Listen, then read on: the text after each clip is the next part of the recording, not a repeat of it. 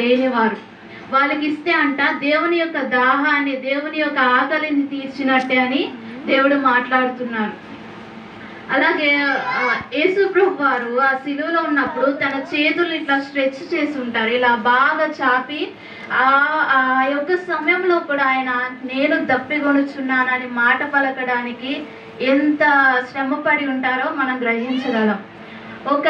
ఒకనొక మేబీ 1987లో ఆ టైంలో ఏం జరిగిందంటే, యుఎస్ఏ నుండి బయలుదేరుతున్న ఒక విమానంలో అది క్రాష్ అయ్యి ఆ విమానంలో ఉన్న వాళ్ళందరూ చనిపోయారంట.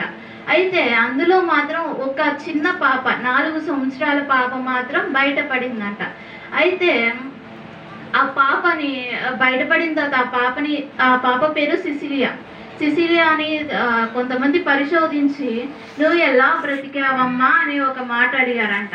అయితే ఆమె ఏం చెప్పిందంటే, ఈ విమానం క్రాష్ అయిపోతుందని మా తల్లి ఇక్కడ వాళ్ళందరికీ తెలిసినప్పుడు నా తల్లి ఏం చేసిందంటే తన సీట్ బెల్ట్ని తీసి నాకు పెట్టి తన హస్తాలతో నన్ను కప్పి పెట్టింది. అందుకని నాకు ఏ గాయం తగలకుండా నా తల్లి నా స్థానంలో చనిపోయిందని చెప్పిందంట.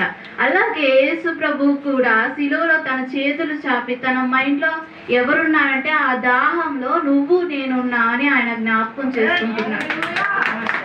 ఆ దాహాన్ని మనం ఈరోజు తీర్చాలంటే ఎవరందరికైతే ఇక్కడ రక్షణ లేదో ప్రతి ఒక్కరు కూడా రక్షణ పొందాలి. అలాగే రక్షణ పొందిన వారు కూడా ఇతరులను రక్షణలోనికి నడిపించాలి.